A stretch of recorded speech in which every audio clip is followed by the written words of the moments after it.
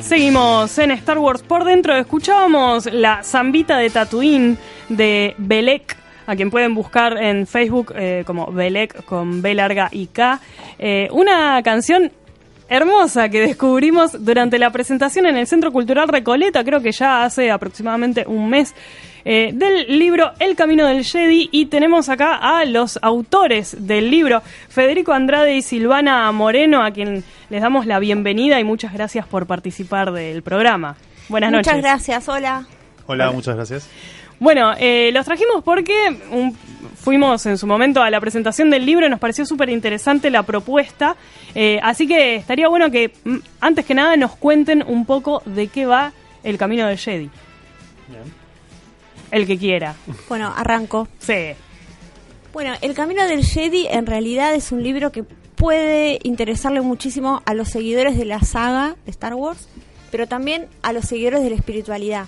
Y ahí hay como un link, ¿no? Como un puente, porque si te gusta la espiritualidad y nunca leíste nada, nunca viste Star Wars, te va a empezar a interesar. Y si sos fan de Star Wars y no tenés mucha idea de lo que es Kabbalah, budismo, cualquier cosa, te va a empezar a interesar, porque hay muchas analogías. El libro trata sobre mitología y espiritualidad en Star Wars. ¿Querés seguir? Bueno, es un lindo recorrido que hacemos de la saga, es una relectura, digamos, tiene mucho de Star Wars, y lo interesante que en este doble juego que decía recién Silvana era que no solamente nos metemos en qué hay de espiritual en Star Wars, sino también te contamos las otras disciplinas espirituales, como qué hay de Star Wars en esto. Claro. ¿Qué te quiero decir? El budismo, lo podemos contar de muchas maneras también, pero encontramos una forma que, digamos, que de alguna forma está como sincronizado también con el espíritu de Star Wars. ¿Qué es? Una épica, una aventura, el descubrimiento por uno mismo, la lucha contra el lado oscuro. Claramente que en distintas disciplinas tienen otros nombres, pero la dinámica siempre es la misma. La lucha contra el lado oscuro y entender de que hay algo que es más grande que todos nosotros. En Star Wars le llamamos fuerza. De hecho, hay una anécdota que vieron que en Star Wars hacen el truco así con la mano para hipnotizar a los débiles de mente. Sí, el Jedi Mind Trick. Los trucos Jedi. Claro. Bueno, en realidad, si lees Siddhartha, que es la novela de Hermann Hesse sobre la vida de Buda y que en realidad está basada en la historia, en un momento Buda cuando se va con los ascetas, qué sé yo, y el líder de los ascetas era como un poco hincha para él. Y cuando él se va le hace este mismo truco mucho antes de que exista, o no, qué sé yo, pero en esta galaxia. Entonces es como que encontramos, es muy divertido, no es un libro, al contrario de lo que podría pensarse, porque no, de mitología es muy divertido porque encontramos ese tipo de cosas. Claro, y además de elementos que están presentes en Star Wars, también supongo que, entre otras cosas, porque el propio George Lucas, practica budismo, digamos, tiene un conocimiento y es un autor que generalmente se nutría mucho de información previa, ¿no? Para construir su universo, como que no estaba todo librado al azar, pero obviamente también habrá elementos inconscientes durante la creación de la historia que hace que se vayan colando también estas cosas, Exacto, ¿no? Inconscientes y no tanto también, claro. Porque digamos, él era un gran amigo de Joseph Campbell, que era un mitólogo, digamos, que escribió el Camino del Héroe. Sí, el héroe de las mil máscaras. Claro. Entonces, claramente, para el que no lo conoce, es un estudio de las distintas mitologías del mundo. Claro. Entonces, lo que dice Campbell es que hay una historia que es común a todas, que es la misma historia de un héroe que nace de un lugar, como Luke, como Rey, como el mismo Anakin, que vienen de un lugar perdido, que tienen que salir de su zona de confort y iniciarse una aventura. En esa aventura tienen que tener pruebas. La prueba final siempre es contra el lado oscuro, claro, o es equivalente, y digamos, y siempre la resolución es, integrar esa parte oculta de uno mismo. En el libro, lo hablamos en distintos lugares. En Star Wars te convertís en Jedi, claro. Jedi. Los junguianos van a decir que integraste tu sombra, y así distintas. Que es un poco lo que Campbell dice, ¿no? Cuando habla del monomito, ¿no? Exacto. Ese mito fundacional de toda la historia de la humanidad que atraviesa todas las culturas, ¿no? O sea, y que está presente tanto en historias de ficción y en cuentos de hadas, digamos, como también podríamos englobar a Star Wars, y también en la mitología que engloba también a las religiones y a las culturas antiguas de a lo largo de toda la historia de la humanidad, ¿no? Entonces claro, van encontrando como esos elementos ustedes, ¿no? Presentes y confluyendo en Star Wars. Claro, el inconsciente colectivo, donde están todos los arquetipos y de los que no podremos escapar nunca, y que ya nacemos con eso incorporado. Y por eso nos identificamos con este o con aquel. Y después, bueno, hablando de, bueno, si bien...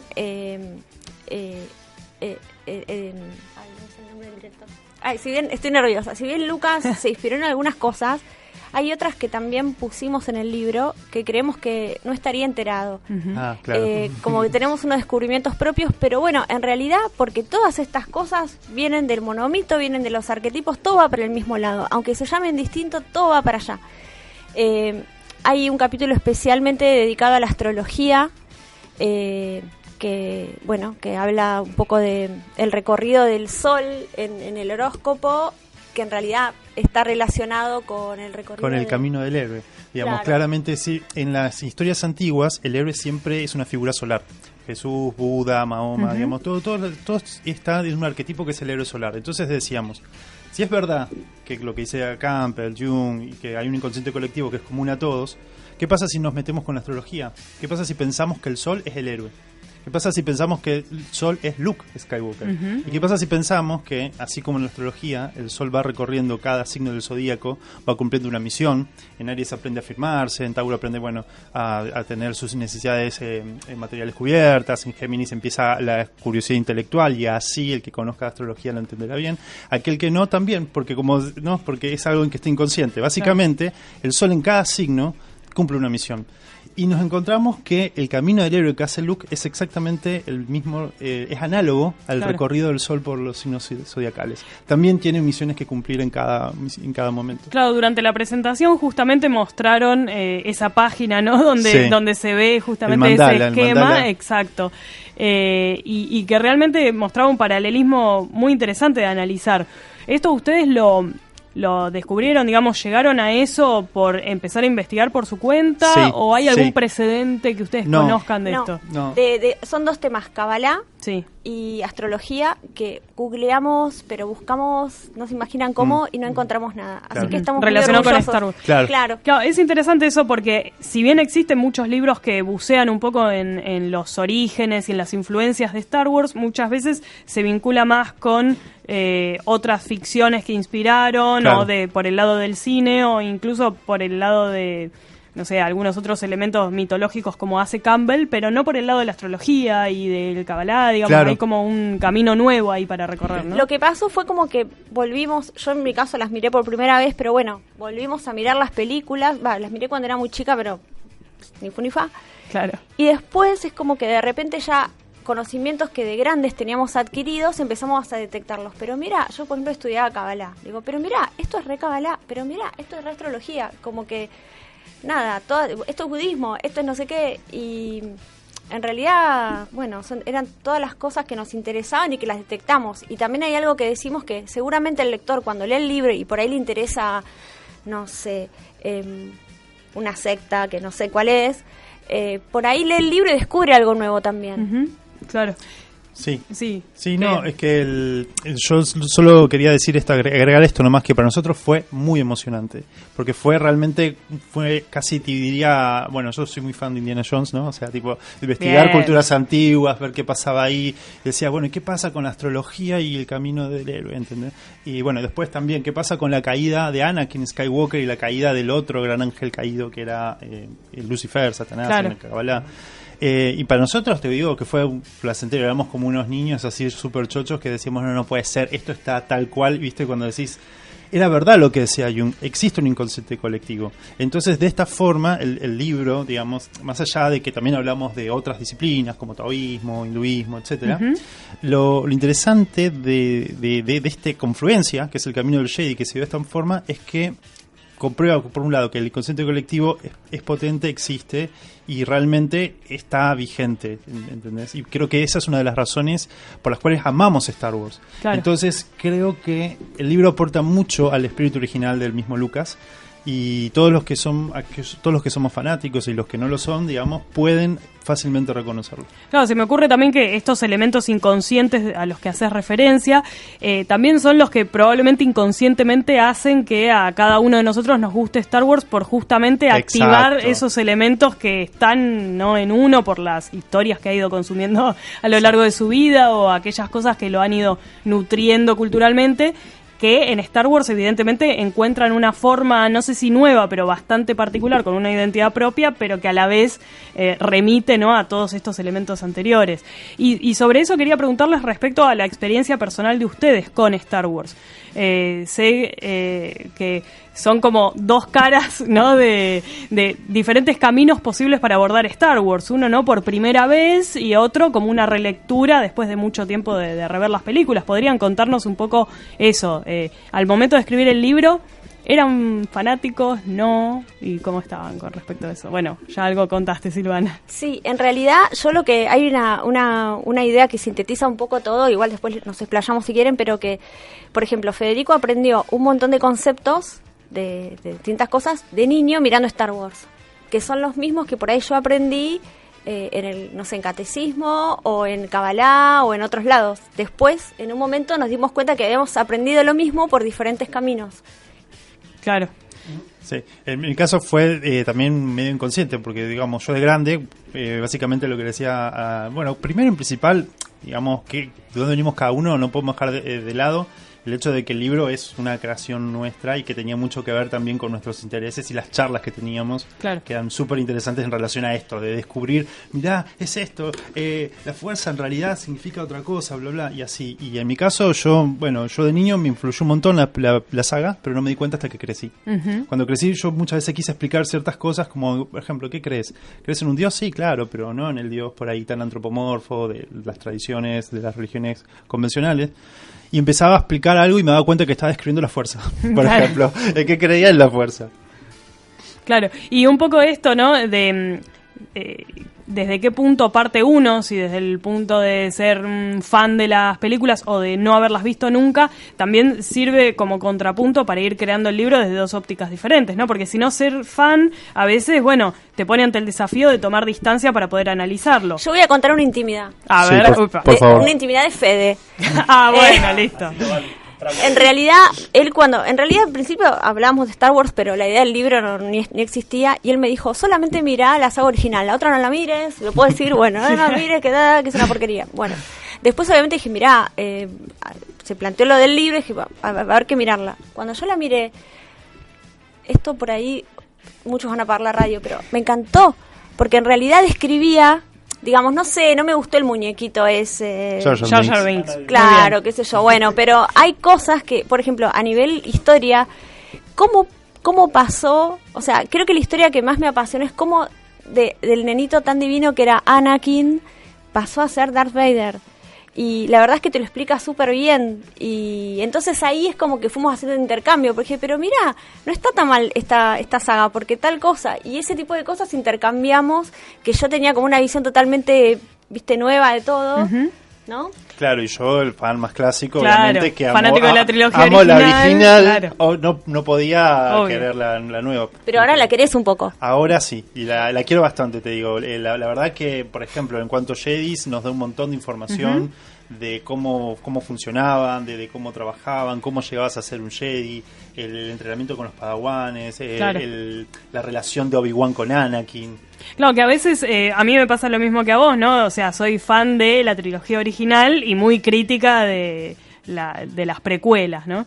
Entonces un poco también pasa eso, que a veces uno cuando se posiciona en esa cosa de no, estas no me gustan, le cuesta también ver que, hay elementos que son interesantes y que han servido para llenar de huecos, digamos, que habían quedado en la trilogía original, porque era imposible contarlo todo, pero que en esas películas un poco le daban un contexto interesante. Y Lucas tenía que decir, claro, tenía más cosas que agregar, no es que la precuela era algo, quizás fue muy rupturista para los fans clásicos, claro, pero tenía algo que decir, y tampoco olvidemos que gracias a ese impulso, y también está episodio 7, ¿no? Sí. O sea, y que, soy un gran fan de episodio 7, eso te lo quiero decir. Sí. Recupera el espíritu También. original. Yo estoy muy contento, expectante con el 8 también. Totalmente. Digamos, pero bueno, sí, que hay que darle el valor, ¿no?, a la trilogía original y a Lucas, que fue el dueño de esto. Claro, también eso iba a decir, ¿no? Además, entre una trilogía y otra tenés un Lucas distinto, más grande, 20 años más grande y con otra historia también y con probablemente otro conocimiento de estos elementos que le interesaban quizás en su época más juvenil y que ya a fines de los 90, cuando encara las precuelas, ¿no?, los ve como desde otro punto de vista. En ese sentido, bueno, quería preguntarles eso de ambas trilogías, ¿qué es lo que más rescatan? O aquellos elementos que más pudieron valorar en esta relectura. Un poco comentaban esto de la evolución de Anakin, pero ¿qué otras cosas así que quizás se pasan de largo en un primer visionado, en una primera lectura? Ustedes con el libro pudieron marcar como puntos a los que habría que prestarles atención, digamos, para cuando los oyentes, por ejemplo, vuelvan a ver las películas, que ocurre muy seguido. Sí. ¿A qué puntos dirían, fíjate esto porque va por este lado? Y creo que en la trilogía, la precuela, se inspira mucho en los mitos antiguos. Pensemos que los Jedi se vivían en un momento donde había una gran apertura religiosa, de libertad de pensamiento. Pensemos en la misma, qué sé yo, tipo, desde Alejandría o la Edad Antigua, digamos, que era el espíritu común. Toda la gente pensaba que disciplinas como la alquimia o cuestiones relacionadas con el taoísmo, las mismas religiones, al principio eran tomadas como verdaderas. Nadie se cuestionaba que era como una superstición o nada. En la trilogía original, los Jedi ya están prohibidos. Es un poco lo que pasa también como en nuestro mundo después de la caída, ¿no?, del Imperio Romano, la Edad Media, la Edad Oscura, está el Imperio, y de repente todas estas cosas que en la antigüedad eran que nadie las ponía en duda, ahora las dudamos. Incluso en el lado oscuro, ¿se acuerdan que Darth Vader dice encuentro tu falta de fe un poco perturbadora? Claro. Cuando la misma gente del Imperio no cree en eso, Han Solo diciendo yo no creo en ningún campo de energía mística. El escepticismo, esta es superstición, los Jedi no existen, son unas pavadas. Claro. Que eso pasó, por ejemplo, yo vuelvo a la Kabbalah, cuando la Kabbalah en un momento, bueno, no sé, en la antigüedad era como bastante importante y era un conocimiento accesible. Después en un momento, bueno, empezaron como a perseguirla y después la Kabbalah era una cosa súper complicada que nadie abrías un libro de Kabbalah y como que decías, uy, esto es red. Y en realidad es muy fácil, lo que pasa es que había que ponerlo así para que nadie... Y en el capítulo de Kabbalah lo asociamos con el tema de los Jedis también, como cómo los Jedis existían, como que estuvieron... no sé si prohibidos, pero fueron eliminados de la faz de la Tierra y de a poquito se empezó a difundir la filosofía de nuevo. Como que hay muchas analogías. Podríamos estar hablando 20 años. Sí. Claro, y pensaba también un poco cuando mencionabas, Federico, lo del episodio 7, un poco se retoman algunos de estos elementos, ¿no? Si bien en episodio 7 el tema de los Jedis queda como medio solapado, ¿no? No terminamos de entender bien qué ocurre con Luke y demás. Evidentemente en episodio 8 vamos a saber un poco más qué ocurrió en esos 30 años. Y me parece que ahí pueden encontrar también un paralelismo interesante, probablemente para una edición ampliada, ¿no?, del libro. Sí. Por lo que no sé si ustedes están metidos en capaz las especulaciones que se hacen, ¿no?, con el tema de por dónde irá la historia de los Luke. Los Jedis grises. Exacto, y los Jedis grises y todo eso. Ustedes, desde el punto de vista que manejan y que tienen en el libro, ¿por dónde creen que podría ir la historia? ¿Se permiten así aventurar qué podría pasar con Luke o con los Jedis grises o eso? ¿O qué elementos, por ejemplo, me imagino de estos mitos que han ido tocando, les parecería interesante que explorara Star Wars a futuro? Mira, una de las cosas que notamos al principio, el primer templo Jedi en la isla que estaba, viste, toda una montaña en el medio del mar, y tiene muchas analogías, ¿no?, con lo chamánico de repente, ¿no? De repente es como que las leyendas vienen de todos lados, pero ya en Rogue One vieron que hay como una especie de referencia a lo latinoamericano. No podemos decirte que la nueva trilogía va a tener mitos chamánicos ni necesariamente, pero sí entendemos que están ampliando un poco el panorama. Ya en Rogue One vimos eso, Jedha, que habla un poco más de Medio Oriente. Star Wars está en constante construcción, la mitología se va a seguir ampliando. No me atrevo a decirte nada, salvo que Silvana... Sí podemos decir que tenemos ganas de que sea chamánico. Claro, sí, ya está el capítulo medio escrito. Claro. Y el elemento, ahora que mencionabas Rogue One, pienso también un poco en el elemento oriental, ¿no? Que en Rogue One aparece, digamos, de manera bastante fuerte, si bien fue algo que siempre estuvo presente en Star Wars, sí, pero en Rogue One aparece más cristalizado en los dos personajes. Un poco que también llevan la historia y el concepto de la fuerza por un costado quizás más, se me ocurre, parecido a una filosofía oriental o eso. ¿Estos aspectos también aparecen en el libro o le surgieron en el análisis? Y mira, el libro es El Camino del Jedi. Nos hemos focalizado en los Jedis y en las trilogías que tienen que ver con historia de los Skywalker, claro, precisamente, digamos, en los Guardianes Whills, que sí, son los que aparecen en Rogue One. De momentos no lo hemos incluido en la parte, digamos, porque no estamos simplemente porque nos concentramos en, claro, en un objeto que es el Jedi y los Sith. Claro, pero eventualmente, digo, podrían aparecer estos, sí, elementos y también aparece, me parece, el elemento oriental con la construcción un poco a veces de la filosofía de los Jedi, ¿no? Por el lado de la filosofía samurái y sí, esto, ¿no? O sea, aparece en el libro como... hay mucho... Claro. O sea, que el libro no tiene nada que ver con Rogue One, pero hay mucho de todo este tema. Sí. Sí. A mí me pareció que eso se nota mucho en las precuelas, en la saga 1 a 3. Justo te iba a comentar eso. Se le da muchísima importancia a la relación alumno-maestro. Exacto. Y eso es algo que por ahí desde la cultura occidental no lo subieron al concilio, ¿qué importa? No pasa nada, total. Y si uno lo trata de enfocar desde otra vuelta de tuerca, que un alumno quiera ser más que un maestro es una cosa que no se le pasa a nadie por la cabeza. De la misma manera que un desaire, alguien que se supone que, a pesar de no tener la edad suficiente, tiene una capacidad... es algo que desde una cultura oriental también es un desaire muy grande para hacer. Sí, bueno, tampoco olvidemos que la función política de los Jedi, son guardianes de la antigua república, todo su sistema que era bastante protocolar, ¿no? Digamos, que era, digamos, muy parecida a la casta de los Brahmas de la India, ponerle, claro, cosas así. El tema del honor, la traición también, sí, ¿no? Sí. Todo eso está en el libro. En el capítulo de taoísmo, por ejemplo, se desarrolla mucho la relación maestro-alumno, el entrenamiento físico. Después hay un capítulo que es más sobre Yoda y el budismo, claro, y otros más. Pero sí, lo oriental está súper, súper presente. Claro. Quería preguntar... perdón. Era eso. Ok. Sí, vale decir que Lucas, no George, sí, y yo nos conocimos por karate, practicando karate, por claro, ende no es casual claro, la alusión a la relación maestro-alumno y demás que no es tan presente en Oriente, claro. No, y un poco ya veo que se nos pasó volando el tiempo y estamos a punto de terminar, estamos al filo de las 8 de la noche, pero bueno, quería consultarles justamente si las nuevas películas un poco dan pie a empezar a pensar en una segunda edición, empezar a sumar material.